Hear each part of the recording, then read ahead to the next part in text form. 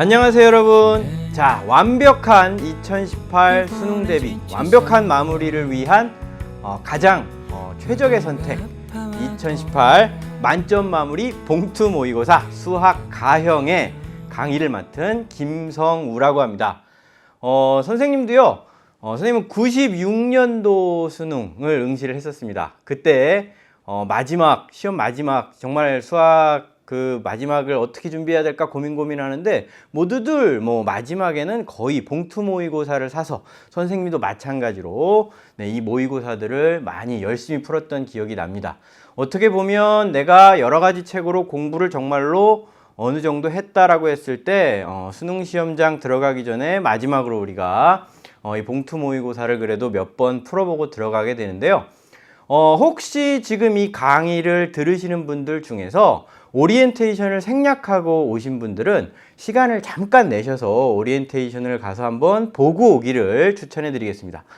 이 봉투 모의고사를 어떻게 활용하고 어떤 식으로 수능 직전까지 공부를 하는 게 좋은지 선생님이 오리엔테이션을 통해서 약간의 팁을 드렸으니까 그런 것들을 참조해서 한번 이 강의를 수강하시면서 공부하셨으면 좋겠습니다.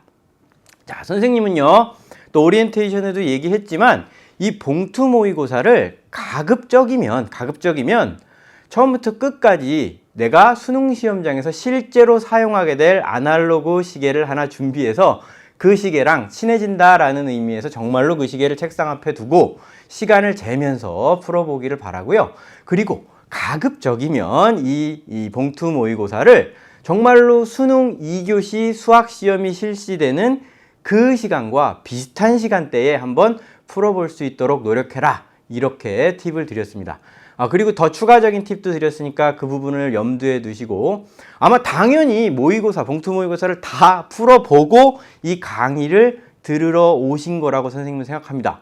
정말로 그냥 봉투 모의고사 사가지고 딱 뜯은 다음에 인강 열면서 자, 1번부터 어떻게 푸나 해볼까? 이런 식으로 마무리 공부를 한다는 건 아무 의미가 없다는 것 여러분들 스스로 잘 알 거라고 생각합니다.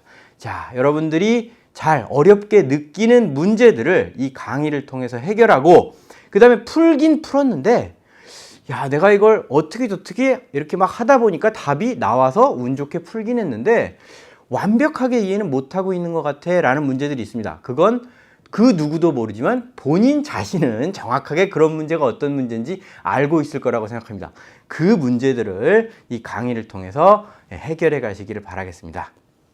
자, 오늘은요, 모의평가 1회의 첫 번째 시간입니다. 우리가 한 회의 모의평가가 총 3개의 강의로 이루어집니다. 그런데 이제 이 3개의 강의가 당연히 이제 번호 순서대로 쭉 풀게 되는데요. 아무래도 1번부터 10번까지, 즉 초반부의 문제들은 선생님이 봤을 때는 정확하고 빠르게 푸는 게 관건인 문제들입니다. 자, 오늘 이 시간에는 그런 문제들을 한번 다뤄보도록 하겠습니다. 후반부로 갈수록 난이도가 점점점 높아지죠. 그래서 21, 29, 30번 문제가 전통적으로 가장 난이도인 문제라 우리가 이렇게 알고 있습니다.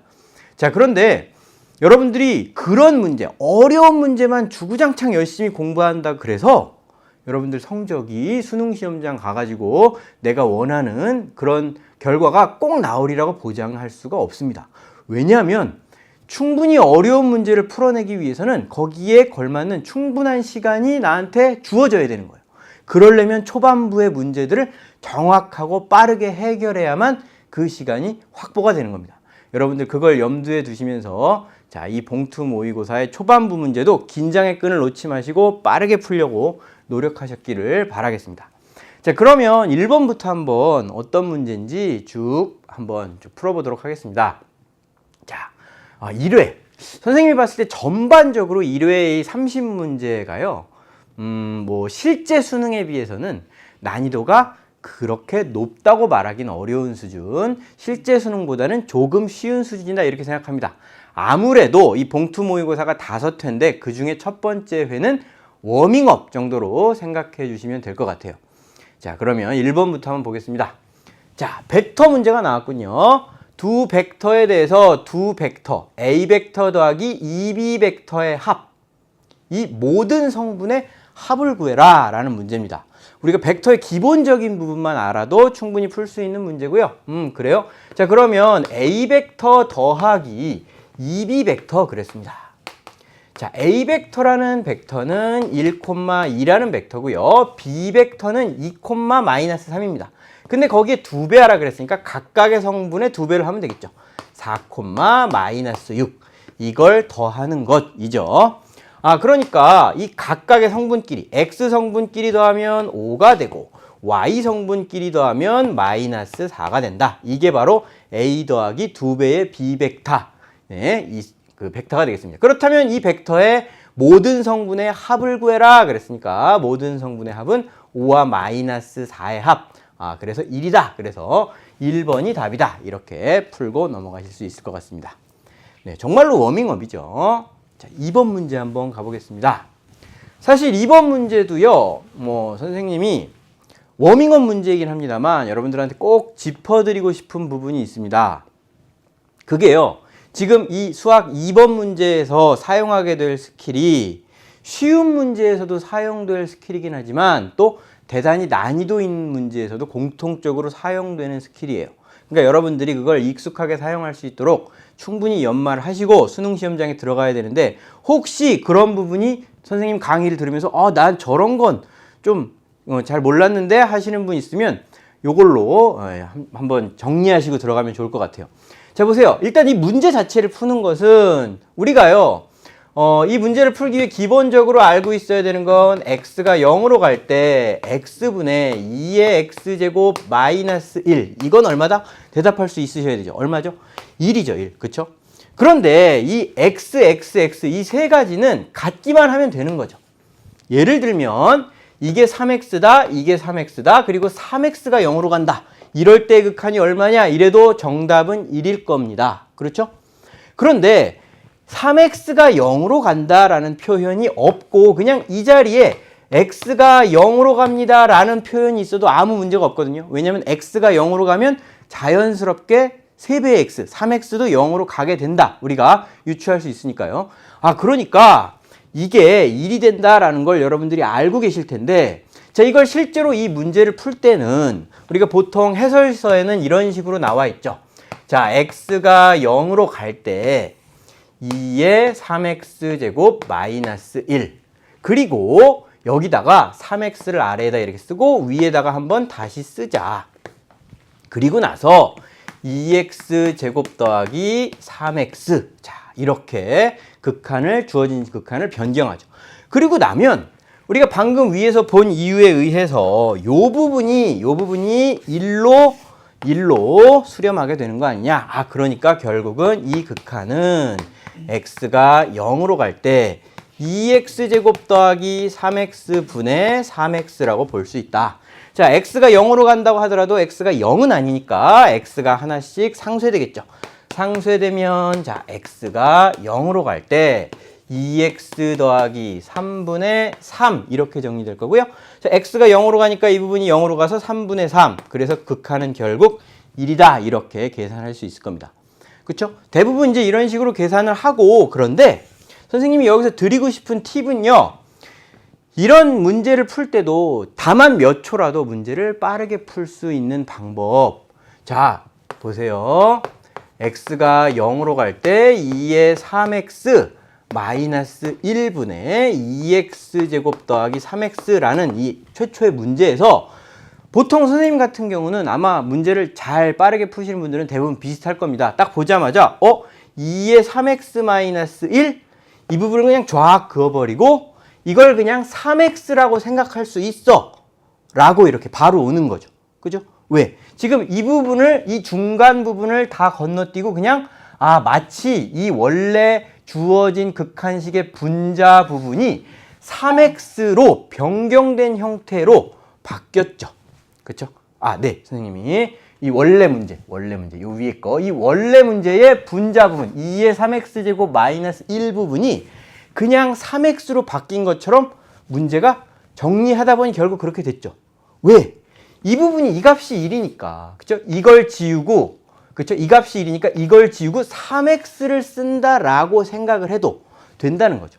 근데 선생님은 이걸 어떻게 보통 설명을 하냐면 그냥 2의 3x제곱 마이너스 1은 3x와 등가 교환된다 이런 식으로 생각하면 된다 이겁니다. 왜냐면 2의 x 마이너스 1분의 x의 극한이 x가 0으로 간다라는 전제 조건하에 그 극한이 1입니다. 1이라는 건 그쵸?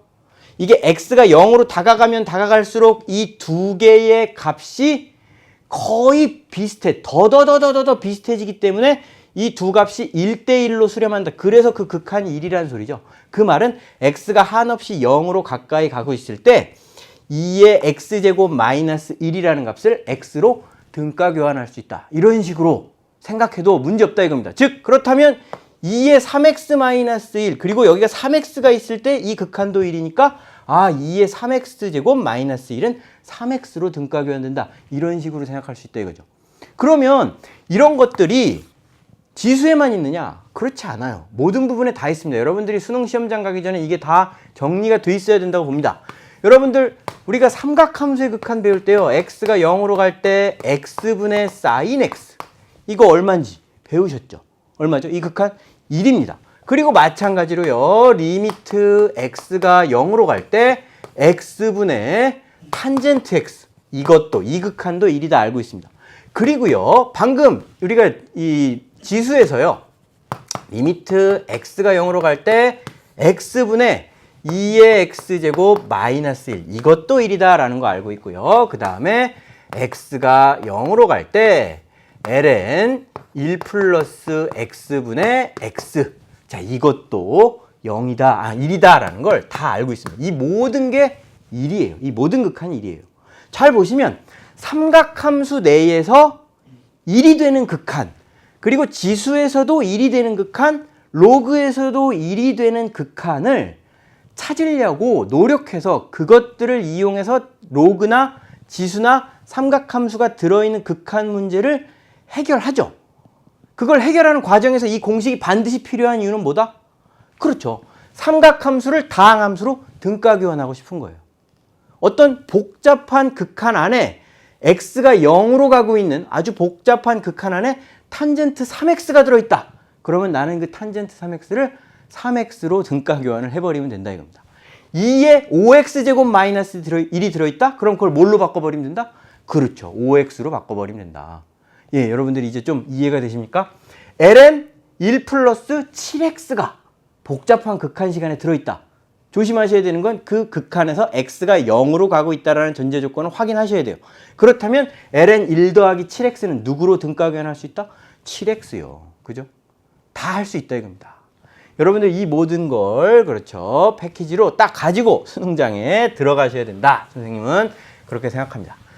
자, 그렇기 때문에 이 문제 선생님이 조금 빠르게 푸는 방법과 그냥 보통 평균적으로 푸는 방법 알려드렸는데 어떻게 푼다고 하더라도 별반 차이는 없을 겁니다. 그렇죠? 하지만 그렇다고 하더라도 아까 얘기했죠. 초반부에 내가 아주 작은 시간이라도 모으고 모아서 그렇죠. 충분히 시간을 확보해 주는 게 중후반에서는 많은 도움이 된다는 거 기억하셔야 됩니다. 자, 그래서 2번 문제의 답은 3번, 1번이 되겠습니다. 자, 세 번째 문제로 넘어가겠습니다. 자, 세 번째 문제는요. 0에서 1까지 이 함수를 적분할 수 있느냐? 정적분의 기본적인 내용을 물어보는 문제입니다. 그렇다면 0에서 1까지 5, 그 다음에요. x 루트 x인데 이걸 지수 형태로 바꿔놔야 우리가 공식을 적용하기가 쉽겠죠. x의 2분의 3제곱 dx. 자, 이렇게 바꾸면 되겠습니다. 자, 그리고요. 자, 5는 두고요. 자, 이 부분을 이제 적분해야 되는데 우리가 이런 걸 적분할 때는 x에 자, 2분의 3에서 1을 더하니까 2분의 3 더하기 1, 2분의 5가 되고요. 이 2분의 5의 역수를 앞에다 이렇게 써주시면 되겠습니다. 이렇게 하면 부정적분이 완료된 거죠. 정적분이에요. 0에서 1까지. 그러니까 이걸 0에서 1까지 이렇게 해주시면 되겠죠. 자, 이 부분은 이렇게 서로 상쇄가 될 거고요. 얘는 2배에 1을 집어넣으면 어렵게 생각할 거 없이 1이고요. 0을 집어넣으면 0이군요. 그러니까 1-0. 그래서 2가 답이다. 이렇게 해결이 되겠습니다. 자, 그래서 3번 답은 1번이 되겠습니다. 자, 요런 문제들은 그렇죠. 우리가 휙휙 풀어내 주셔야 되는 거죠. 자, 그러면 이제 4번으로 가보겠습니다. 4번. 수학 가형 1번, 4번. 자, 이번에는 확률 통계 문제가 나왔군요. 보세요. 두 사건 A와 B가 서로 독립이고, 네, 수능장에 들어갔는데 독립이고 라는 말이 나왔어요. 그럼 여기다가 일단, A와 B의 교집합의 확률, 독립이니까 얘는 뭐와 같다? 그렇죠. P of A 곱하기 P of B와 같다. 이렇게 거의 읽는 순간 이 한쪽 구석에다가 써놔주면 좋겠죠. 자, 그리고 이 두어진 조건을 만족할 때 A와 B의 합집합의 확률을 어떻게 하면 구할 수 있겠니? 이거죠. 그죠? 그래요. 그러면 일단 이 부분을 보시면요. PA의 여사건, A의 여사건의 확률이 3분의 1이래요. 그럼 자연스럽게 우리가 구할 수 있는 건 여기서 A라는 사건의 확률을 구할 수 있어. 왜? 그건 1에서 A의 여사건의 확률을 빼면 되는 거니까. 그러니까 1에서 3분의 1을 뺀 3분의 2야. 이렇게 A의 확률을 구했습니다. 자, 그러면 이번에는 A와 B의 합집합의 확률을 구하기 위해서는 B의 확률도 구해봐야 되겠죠. B의 확률은 뭘 갖고 구하지? 자, 일단 이걸 가지고 해야 되는데 요거 이용하면 되겠다. 그러니까 A와 B의 교집합의 확률은 6분의 1입니다. 알려줬는데 이게 독립이기 때문에 PA와 PB의 곱이다. 알고 있죠. 그리고 내가 방금 위에서 구한 P of A가 3분의 2다. 그리고 여기에 P of B를 곱할 건데 그러면 이게 얼마가 되는 거다? 6분의 1이 되는 거다. 그러니까 여기서 P of B, B의 확률이라는 것은 6분의 1 곱하기 2분의 3이 되겠다. 그래서 결국 4분의 1이다. 이렇게 계산할 수가 있다 이거죠. 자, 그러면 최종적으로 내가 구해야 되는 건 A와 B의 합집합의 확률이구나. 그렇다면 A와 B의 합집합의 확률은 어떻게 구한다? 그렇죠. A의 확률 플러스 B의 확률. 이렇게 하면 되나요? 아니죠. 여기서 뭘 빼야 되죠? 뭘 빼죠? 네, A와 B의 교집합의 확률을 빼주시면 되겠다. 우리는 각각의 값을 다 알고 있는가? 있죠. 자, A의 확률은 방금 구했습니다. 3분의 2입니다. B의 확률은요, 4분의 1이고요. 자, 여기서 A와 B의 교집합의 확률인 6분의 1을 뺍니다. 그러면 3과 4와 6이니까요. 12로 통분하면 되겠군요. 자, 그러면 4, 2, 8 이렇게 되고요. 그 다음에 4, 3이니까 3이 되고요. 그 다음에 6, 2, 10이니까 2 이렇게 되겠죠. 자, 그러면 결국 얘는 12분의 9가 되겠습니다. 그래서 3, 3, 9, 3, 4, 12 해가지고 4분의 3이 답이다. 그래서 4분의 3, 3번이 그렇죠. 3번이 답이 되시겠습니다. 자, 네 번째 문제까지 풀어봤습니다. 자, 이제 슬슬 다양한 문제들이 나오고 있죠. 미적분 문제도 나왔고요. 확률 통계 문제도 나왔고요. 기하 벡터 문제도 나왔습니다. 아직까지는 상당히 그렇죠. 기초적인 수준의 내용들을 물어보고 있는 문제들이죠. 자, 5번으로 넘어가 보겠습니다. 자, 5개의 숫자 1, 2, 3, 4, 5 중에서 중복을 허락하여 3개를 택해서 일렬로 나열하여 만든 세 자리의 자연수가 홀수인 경우의 수는 이제 이게 문제입니다. 일단 문제를 읽으면서 포인트가 중복을 허락한다 그랬습니다. 그리고요, 일렬로 나열한다 그랬어요. 나열한다는 건 순서가 있다는 거죠. 그러니까 중복을 허락하면서 순서 있게 나열하는 거니까 중복 순열의 개념이 되겠습니다. 근데요, 이런 확률 문제를 풀 때요, 학생들이 은근히 중복이라는 말이 들어가면 살짝 당황하는 경우가 있더라고요. 일단 기본적으로 중복 순열 문제, 중복 조합 문제는 뭔가 어려워라는 편견을 가지고 있는 경우예요. 그런데 어렵게 생각할 필요가 없습니다. 세 자리, 기껏해야 세 자리 자연수고요. 홀수가 되려면 어떻게 돼야 되죠? 말할 수 있죠. 그래요. 끝자리가 1 아니면 3 아니면 5. 끝자리가 홀수면 홀수인 거죠. 그렇구나. 그러면 이건 우리가 어떤 중복 순열에 무슨 공식이나 이런 거에 연연할 필요가 없죠. 자, 그냥 이렇게 세 개의 칸을 만들어 주시고요. 1, 2, 3, 4, 5 아무거나 이 안에 들어가도 돼. 그러니까 여기엔 5가지가 들어갈 수 있어. 중복이 허락되니까요. 이 두 번째 자리에도요, 5가지가 마음껏 들어갈 수 있죠. 그리고 홀수여야 하니까 마지막엔 1 아니면 3 아니면 5 3가지만 들어가면 되겠다. 아, 그래. 그렇다면 주어진 조건을 만족하는, 그쵸? 홀수가 되는 경우의 수는 총 몇 가지냐? 이 각각에 대해서 이렇게 가지수가 존재하니까 아, 총 가지수는 5 곱하기 3이 되겠구나. 25 곱하기 3. 그래서 75가 되겠구나. 5번이 답이겠구나. 이렇게 해결하고 넘어가면 되겠습니다. 여러분들 중복이라는 말 보자마자 긴장하고 그러실 필요 없습니다. 그리고 아직 5번이에요. 초반부에는 그렇죠. 그렇게 어려운 문제가 나오지 않는 것이 요즘 추세이기 때문에 긴장하지 않는 게 중요합니다. 자, 6번으로 넘어가면요. 이제는 1, 2, 3, 4, 5번하고는 좀 사뭇 다르게 그래도 조금 난이도 있는 문제가 나왔습니다.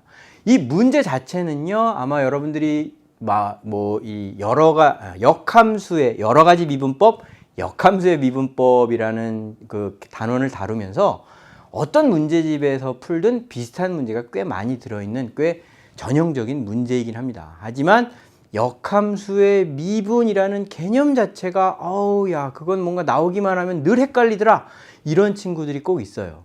그래서 선생님이 오늘은 가급적이면 이 역함수의 미분 문제를요 어떤 이 공식을 이용하면 답이 이렇죠 이런 식으로 이렇게 풀어드리기보다는 조금 기하학적으로 여러분들이 상상하면서 굳이 공식에 얽매이지 않아도 얼마든지 풀 수 있다는 걸 보여드리도록 하겠습니다. 자, 보세요. 역함수를 G라고 한다 그랬습니다. G의 역함수를 실제로 구할 수가 있는가? 뭐 열심히 노력해서 구할 수도 있긴 하겠지만 보통 이런 문제가 정말로 그러라는 게 아니잖아요. 그죠? 그런데 그 역함수의 미분계수, 1에서의 미분계수를 찾아라 이게 문제거든요. 그러면 이제 이런 문제는 보통 역함수의 미분법 이런 식으로 해결하면 됩니다. 머릿속에 자 보세요. 자, y는 x라는 직선 하나를 그리시고요.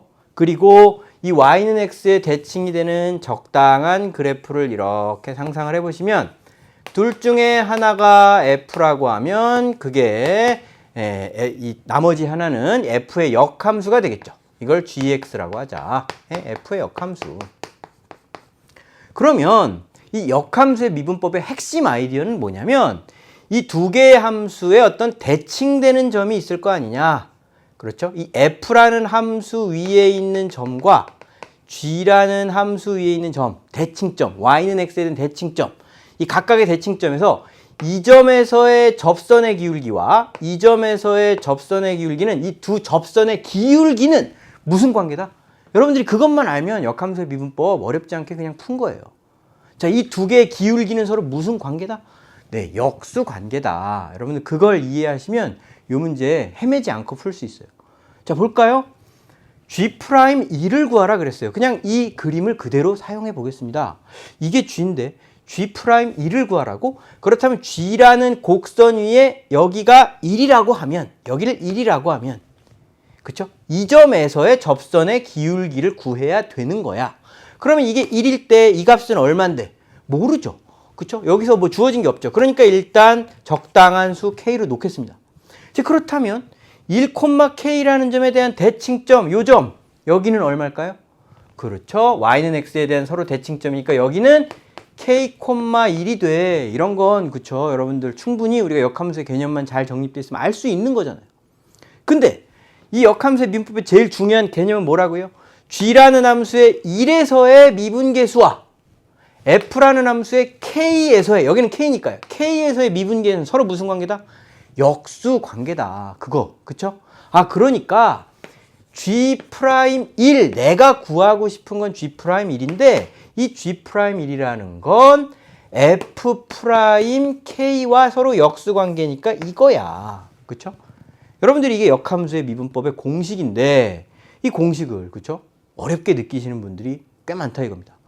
난 K가 뭐지? 그것만 구하면 되는 거예요. K는 그럼 어떻게 구합니까?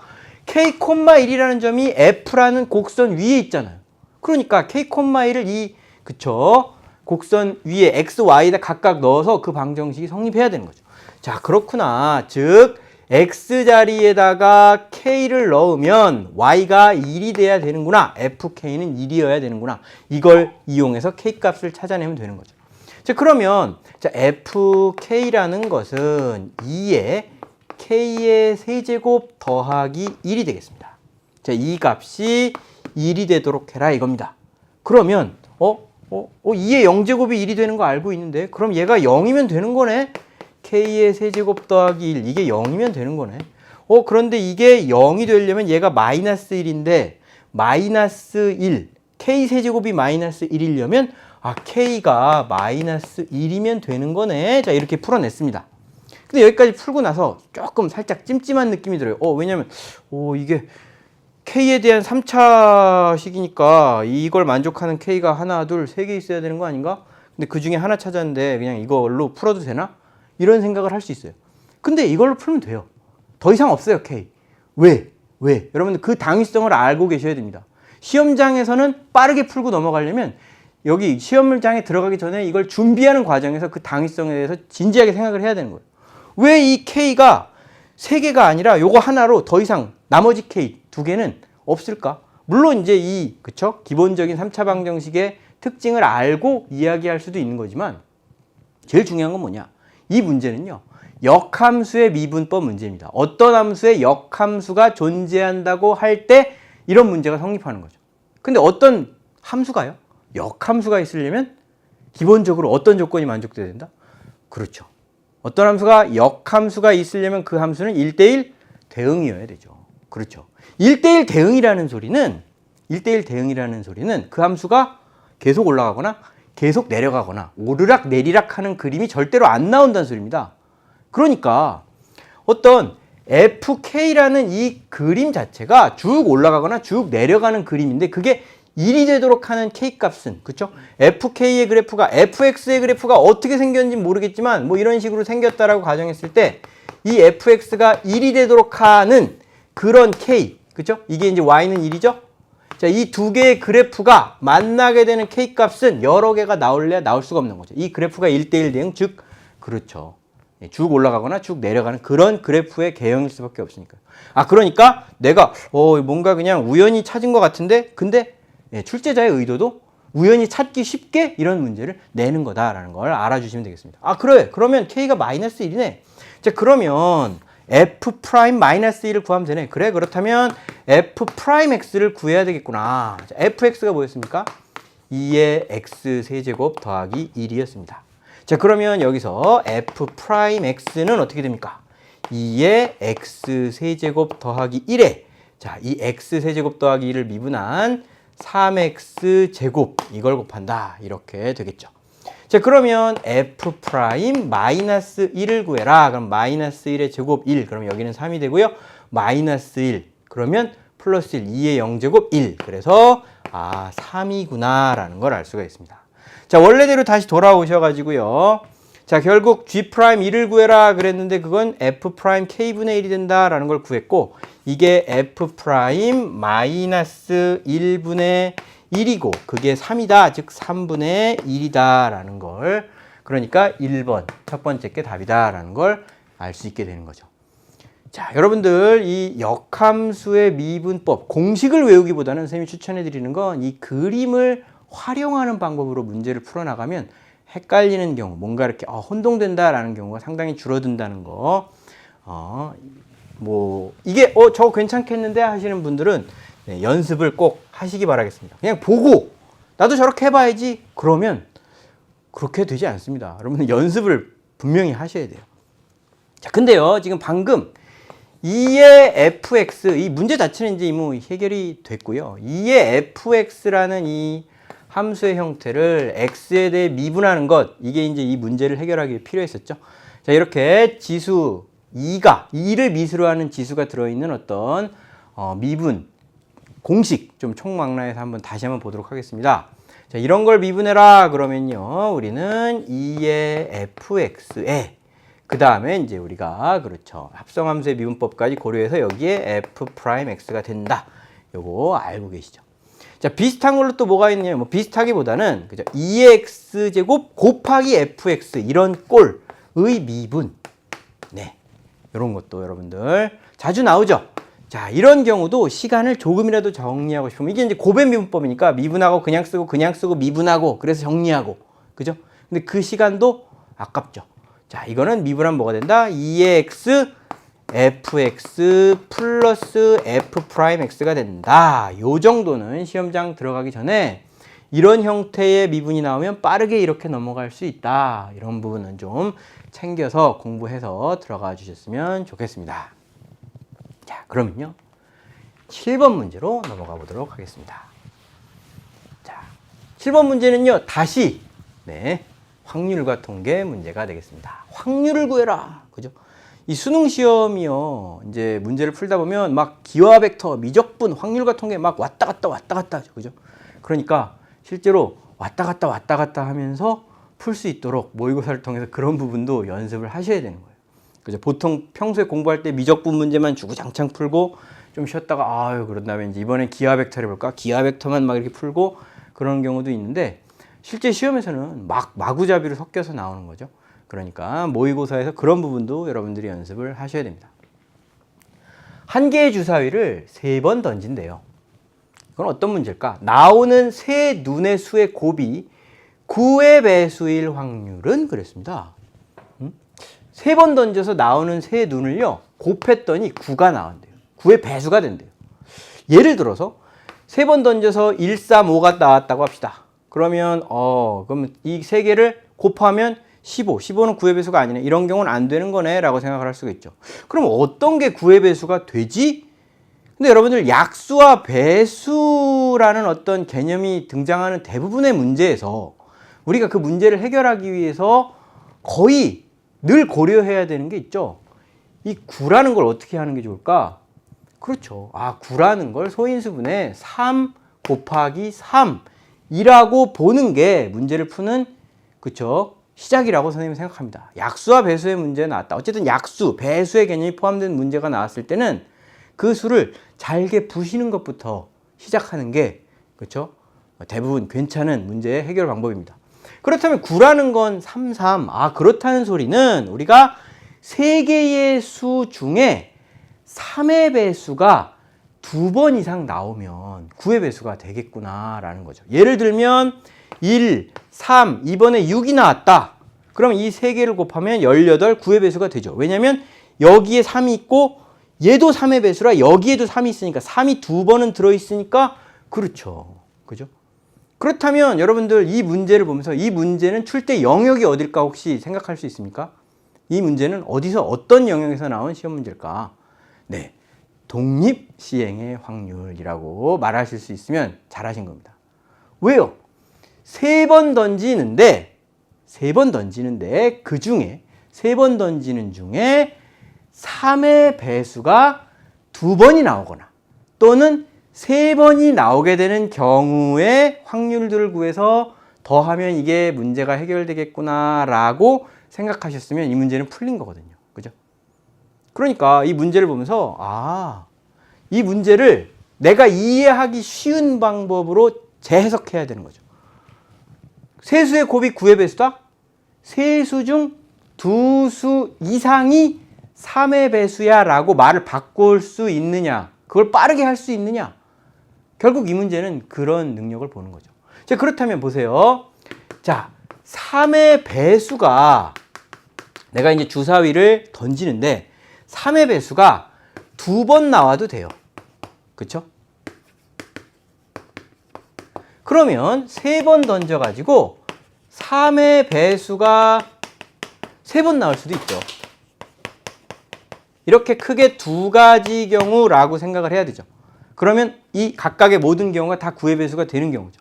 그렇다면 내가 던질 때 3의 배수가 나올 확률, 3의 배수를, 그죠? 주사위 1, 2, 3, 4, 5, 6 중에 3의 배수는 3과 6이 있으니까 주사위를 던져서 3의 배수가 나오게 될 확률은 3분의 1이죠. 즉 3분의 1의 확률이 3번 중에 2번 일어나는 것이죠.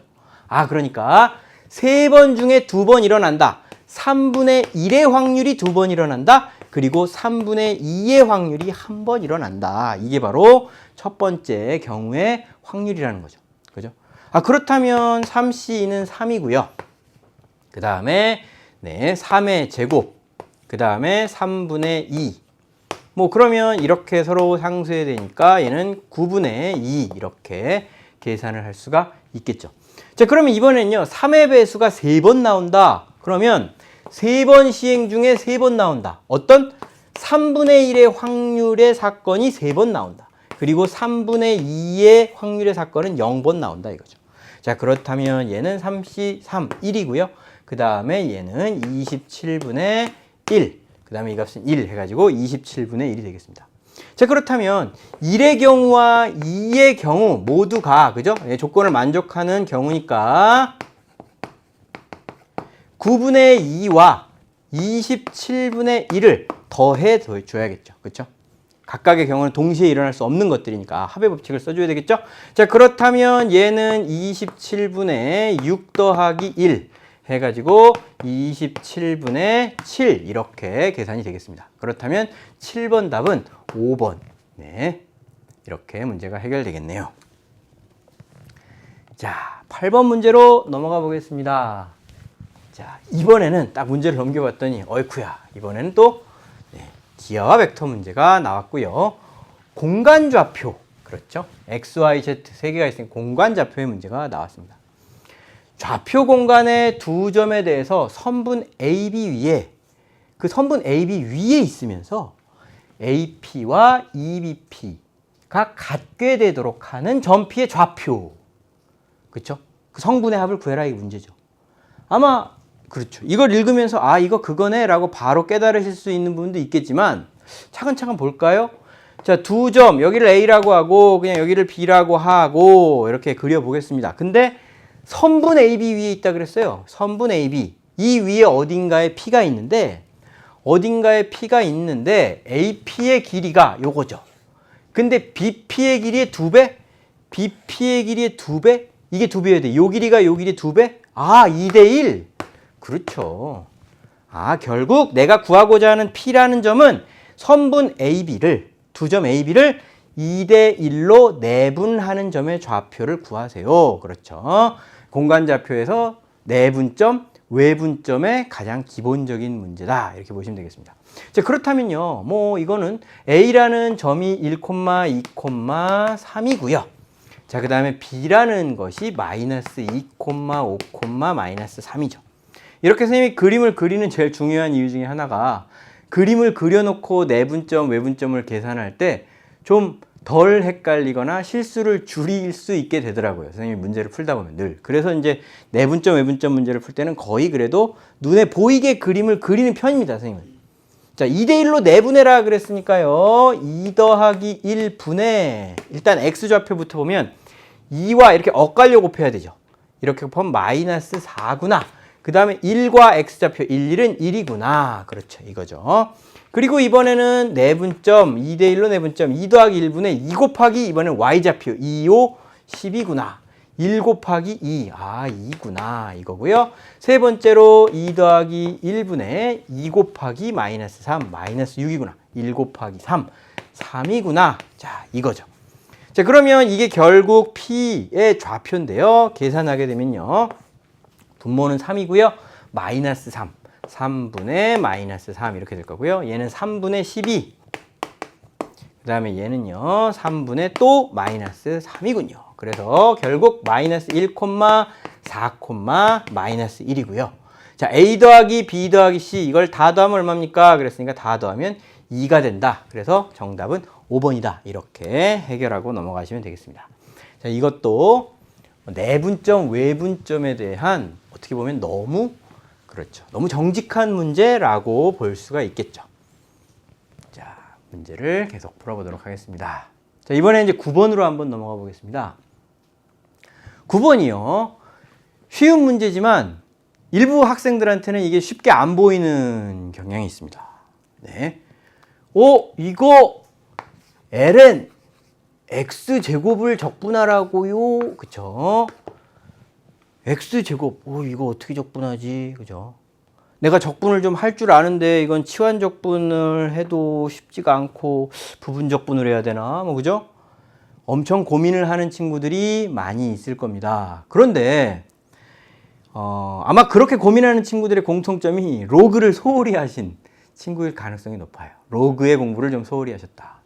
여러분들 ln x제곱 이건 뭐와 같다? 그렇죠. 여기 괄호가 있어서 뭐 이건 뭐지 할 수도 있는데 뭐 괄호가 있으나 없으나 ln x제곱 뭐와 같다? 이 ln x와 같다. 네. 아마 이 화면을 보시면서 아 선생님 그거 조심하셔야 되는데요. 이런 말 하는 친구 분명히 있을 거예요. 맞아요. 조심해야 돼요. 이건 이거랑 같지. 뭐 당연하지 라고 혹시 생각하는 친구가 있으면 다시 한번 생각해 보세요. 이거 이렇게 되지 않습니다. 왜요? 자 보세요. ln x제곱, 우리가 로그의 진수라는 건요. 로그에는 양수만 들어갈 수 있습니다. x제곱이 양수가 되려면 x가 0만 아니면 되죠.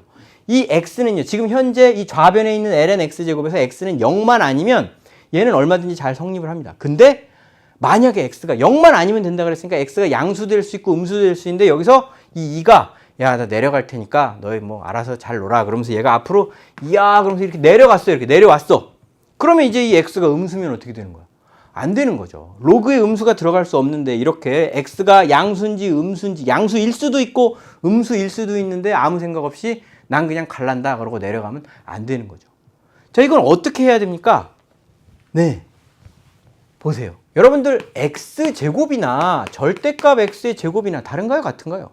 같죠. 그렇죠? 그러니까 얘는요. ln 절대값 x 전체의 제곱으로 바꿔주셔야 되고요. 여기서 x가 0이 아니라는 건 내가 확실히 알아요. 그러면 x가 0만 아니라면 절대값 x도 절대로 0이 아니고요. 그리고 언제나 양수일 수밖에 없죠. 아, 내가 내려가고 난 이후에 남아있는 네가 양수일 수밖에 없다는 걸 확실히 알고 있어. 그러니까 이제 나는 내려갈 수 있어. 그래서 이 ln 절대값 x 여러분들 이렇게 머릿속에 알고 계셔야 되는 겁니다. 그렇죠? 자, 그러면 이걸 알고 계시는 분이라면 보세요. 1에서부터 2까지 이렇게 문제가 나왔습니다. 이거부터 보셔야죠. 이 정적분은 x가 1에서부터 2까지 변하고 있구나. x가 1에서부터 2까지 변하고 있구나. 이게 변하고 있다는 게 중요한 게 아니라 여러분들이 캐치해야 되는 건 이 x라는 게 양수구나. 이걸 캐치해 주셔야 되는 거죠. x가 양수구나. 이 x, 여기 있는 x가 양수니까 이 제곱이 마음 놓고 내려갈 수 있어. 즉 2 곱하기 인테그랄 2에서 ln x dx. 그렇죠. 이렇게 된다는 걸 알고 계셔야 되는 거죠. 그죠? 자, 그러면 2배에 자, ln x의 원시 함수는요. x ln x 마이너스 x 이지요. 이걸 1에서 2까지. 그렇다면 2배에 2를 집어넣으면 2가 되고요. ln 2는 1이니까 2가 되겠습니다. 그리고 빼기 2가 되겠죠. 그 다음에 이제 빼기 이야기를 2를 집어넣으면 1 곱하기 ln 1. ln 1은 0. 0이네요. 빼기 1. 그러니까 마이너스 1. 이렇게 되는군요. 그러니까 이 부분은 0이고 이 부분은 1이니까 결국 2. 자, 이렇게 해서 정답은 2야 라고 문제를 해결해 주시면 되겠습니다.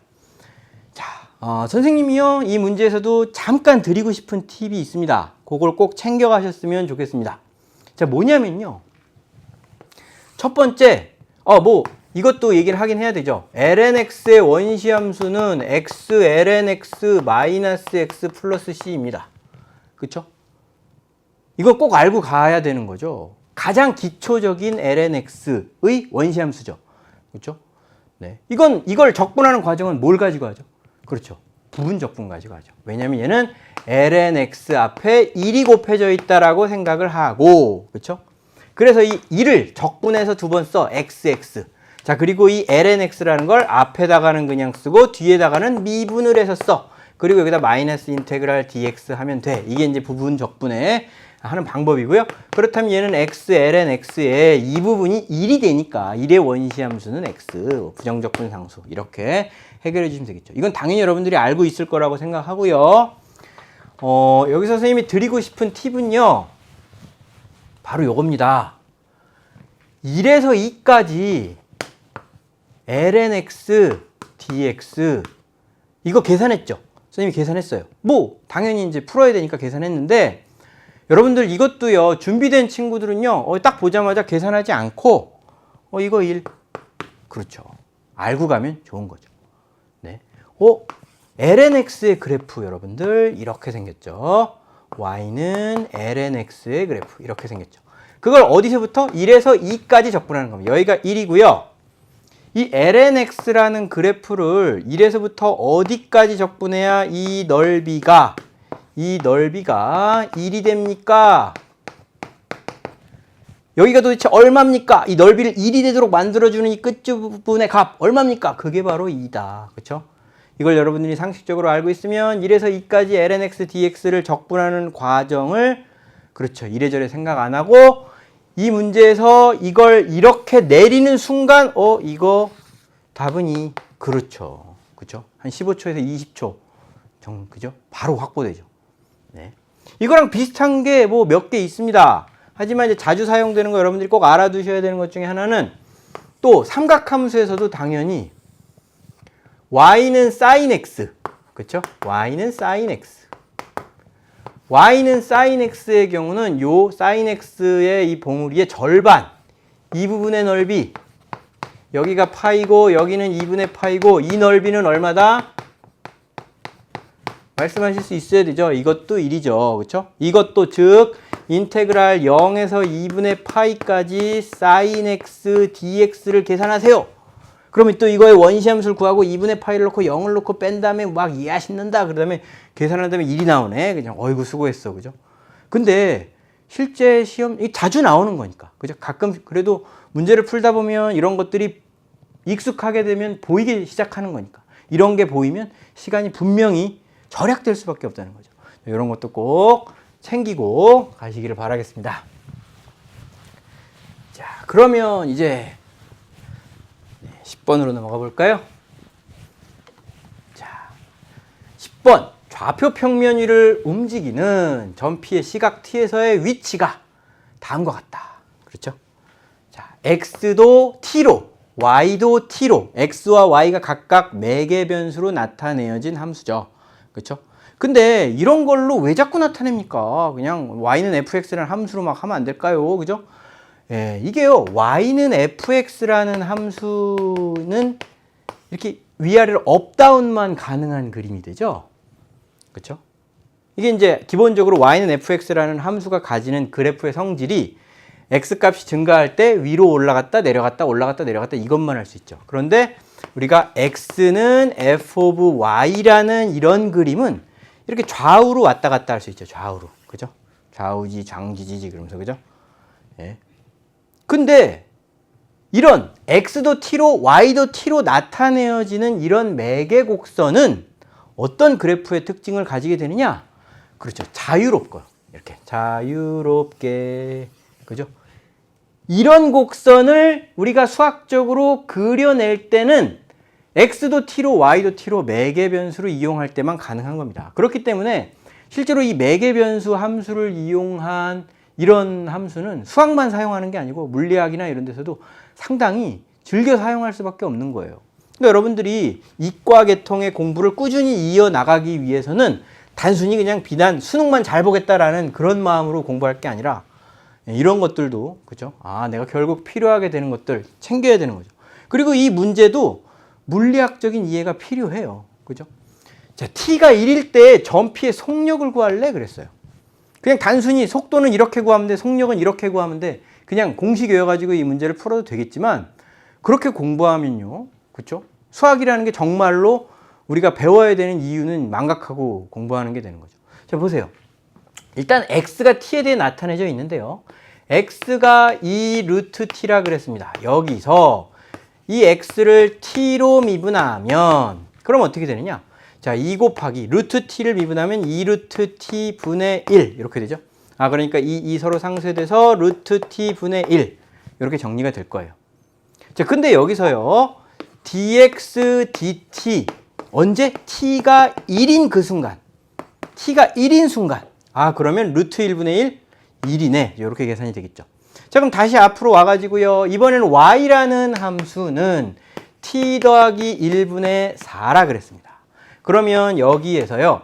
이 y라는 변수를 t로 미분해 보겠습니다. 그러면요. 얘는 마이너스 t 더하기 1의 제곱분의 4 이렇게 미분이 되겠죠. 지금 우와 선생님 미분이 너무 빨라요. 그죠? 이렇게 말하는 친구들 있을 것 같은데 네, 이것도 수능 시험장에 가기 전엔 필수 스킬이라고 선생님은 생각합니다. 이 두 개의 문제가 필수 스킬들을 각각 대표적인 필수 스킬들을 쓰게 만들고 있죠. 좀 이따 설명해 드릴게요. 일단 이걸 미분하면 이렇게 된대요. 그래? 그렇다면 dy 나누기 dt t가 1인. 그럼 이 t에다가 1을 집어넣으면 2의 제곱은 4, 4분의 4. 그렇다면 얘는 마이너스 1이네 이거잖아요. 근데 여러분들 여기서 이제 내가 해석을 해야 되는데 보세요.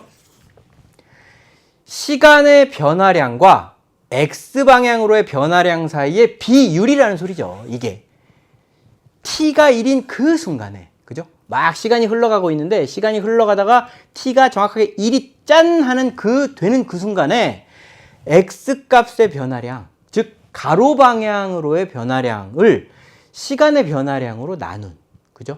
그 값은 1이다라는 건 t가 1인 그 순간에는 오른쪽으로 1이라는 정도로 이 물체가 움직이고 있어 이 말이죠. 그렇죠? 시간의 흐름에 따른 x방향으로의 변화량이 1이라는 소리니까요. 그죠? 그 물체가 어떤 물체인지 모르겠지만 그 물체가 지금 x방향만 보면 y방향은 모르겠고 x방향, 가로방향만 보면 오른쪽으로 한 칸 정도로 움직이고 있어 이거예요. 그러면 dy over dt라는 건 y의 변화량을 시간의 변화량으로 나눈 거죠. 그러면 시간의 변화에 따른 y의 변화의 비율, 그건 마이너스 1이다. 그 말은 t가 1이 되는 그 순간에는 그 물체가 아래로 한 칸 정도의 느낌으로 물체가 현재 움직이고 있다는 거죠. 즉 x방향으로의 변화만 보면 이런 식으로 변하려고 하고 있고 y방향으로, 즉 세로 방향으로의 변화만 보면 이런 식으로 변하려고 하고 있다라는 거예요. 이 각각이. 그렇다면 이 두 가지를 종합하면요. 그 물체는 어디로 갈까요? 네. 어디로 갈까요? 이렇게 가려고 노력하고 있고 이렇게 가려고 노력하고 있어요. 그러니까 그 물체는 그 두 개가 결국 합쳐져서 이 두 벡터의 합처럼 이 방향으로 나아가게 되는 거죠. 그러니까 이 점을 기준으로 이 점이라는 건 1,-1이고 이 벡터가 1,-1이라는 벡터죠. 그러니까 이 1,-1이라는 이 벡터가 이 물체의 t가 1인 순간에 속도가 되는 거예요.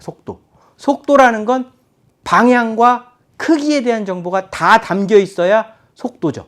근데 방향과 크기에 대한 정보가 다 담겨 있나요? 그렇죠. 크기에 대한 정보 어디 있습니까? 숨겨져 있지만 있죠. 요 안에 들어있네요. 이 벡터의 길이가 바로 그렇죠. 크기죠. 그리고 방향은요. 1,-1 방향. 그죠? 딱 방향 바로 알 수 있잖아요. 1,-1 방향. 그죠? 그러면 이 속도에서 방향을 제거하고 크기만 나타내는 것, 그게 바로 속력의 개념이죠.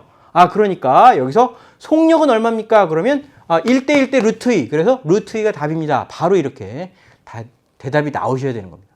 그러니까 여러분들이 이런 문제를 막 속도는 이렇게 구한대, 그래서 속력은 이렇게 구한대, 막 이렇게 공식으로 외울 게 아니라 이걸 이해하고 있으면 아주 부드럽게 그냥 쓱 답 이거네 그러고 넘어갈 수 있다는 거죠.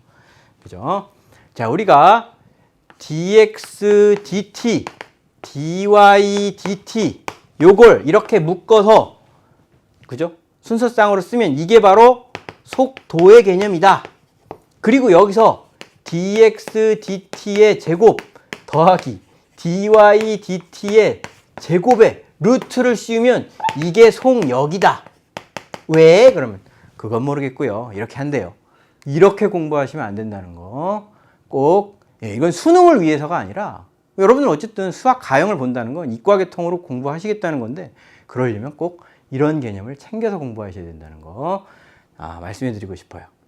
자, 그러면 11번 문제로 한번 가보겠습니다. 자, 보세요.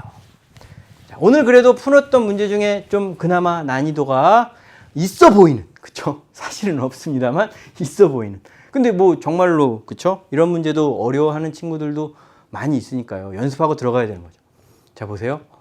야, 이것은 코사인 x와 사인 x 및 y축 및 직선 x는 6분의 파이로 둘러싸인 도형을 밑면으로 한대요. 그러니까 이게 그래프를 친절하게 그려주려고 그려준 건데 그래프가 좀 뭔가 압도적인 느낌이 있지만 x축, y축에서 요게 이제 코사인의 그래프고요. 요게 사인의 그래프고 요게 y축, 그 다음에 요게 x는 6분의 파이. 그러니까 요 부분이 내가 구하고자 하는 입체 도형의 바닥의 모양인 거고요. 그리고 이 요걸 한 변으로 하는 입체도형의 단면적이 언제나 정사각형. 이렇게 문제가 나왔습니다. 언제가 정사각형? 그렇다면 지금 요걸 한 변으로 하는 요 길이를 한 변으로 하는 사각형의 넓이가 단면적의 넓이죠. 그래, 나는 단면적의 넓이만 알 수 있으면 이 부피 구할 수 있어. 그렇죠? 배우셨죠? 그렇다면 한 변의 길이를 알아야 되겠군. 그렇다면 여기를 내가 x라고 하면 요 값은 코사인 값이고 요 값은 사인 값이니까 요 길이는 코사인 x 마이너스 사인 x구나. 이렇게 정리하시면 되고요. 그렇다면 이걸 한 변으로 하는 정사각형의 그게 바로 단면적이니까 코사인 x 마이너스 사인 x의 제곱. 이게 바로 단면적의 넓이죠. 이게 사각형의 넓이에요. 근데 여기다 나는 dx라는 걸 곱할 거죠. 이 dx가 뭔데요? 두께죠, 두께. 여기다 이렇게 두께를 주는 거죠. 그렇죠? 이렇게. 그러면 얘는 이제 뭐가 되는 거냐면 얘는 넓이만 있는 게 되는 거지만 거기다 두께를 곱했으니까 얘는 그렇죠, 두께가 있는 얇은 판이 되는 거죠. 근데 이런 판들을 어디서 0에서 6분의 파이까지 전부 다 모을 거야. 그게 바로 이 볼륨을 구하는 요령이죠. 자, 그러면 자, 계산해 보겠습니다. 0에서 6분의 파이까지 코사인 제곱 x 마이너스 2 사인 x 코사인 x 플러스 사인 제곱 x dx죠. 자, 이 부분 보고 1이네 찾으셔야죠. 그리고요, 여기서 이거를 2 사인 x 코사인 x인데 여러 가지 방법으로 풀 수 있지만 선생님은 이렇게 풀겠습니다. 이거 사인 2x네. 그렇죠. 이렇게 오면 좀 시간을 절약하면서 풀 수가 있겠습니다. 그렇다면 1의 원시함수는 x고요. 얘는 코사인 2x의 2분의 1 플러스 이거구나. 그렇죠? 0에서 6분의 파이구나. 자, 이 각각의 값을 넣고요. 계산해 주시면 이 11번의 답은 2. 그렇죠. 12분의 2파이 나누기 3이 된다. 이렇게 여러분들이 계산하시면 되겠습니다. 자, 선생님이 이 계산하는 과정은 살짝 뛰어넘었는데 여러분들 분명히 할 수 있을 거라고 생각하고요. 기초적인 문제입니다. 기초적인 문제인데 중요한 건 뭐냐면요. 이 기초적인 문제를 빠르게 푸는 요령을 알고 있는 게 많으면 많을수록 유리한 거죠. 근데 그런 요령들이요. 지금 그 요령들을 어떻게 하면 얻을 수 있느냐? 그건 수능 시험장에 들어가기 전에 이걸 이렇게 풀어도 되는 정당성을 깊이 있게 생각해 봐야, 그리고 그게 내게 되도록 연습을 해야, 즉 수능 시험이 시작되기 전에 내가 거기다가 시간을 많이 투자해 놔야 그 덕분에 시험장에서는 짧은 시간에 그걸 풀 수 있게 되는 겁니다. 그게 연습의 힘이에요. 그렇죠? 그리고 준비한다는 게 바로 그런 거죠. 여러분들 오늘 이 시간에는 상당히 난이도가 쉬운 문제들 위주로 다뤘는데, 그렇다고 해서 이 부분을 무시하면서 공부하면 큰 코 다칠 수 있다는 거 선생님이 말씀드렸죠. 그러니까 이 모의고사 총 5회분을 진득하게 정말 시간을 정확하게 지켜가면서 푸시기를 바라겠습니다. 자, 다음 시간에는요, 계속 이어서 이번에는 좀 더 난이도 있는 문제를 쭉 다뤄보도록 하겠습니다. 여러분들 다음 시간에 만나요. 공부 열심히 하세요.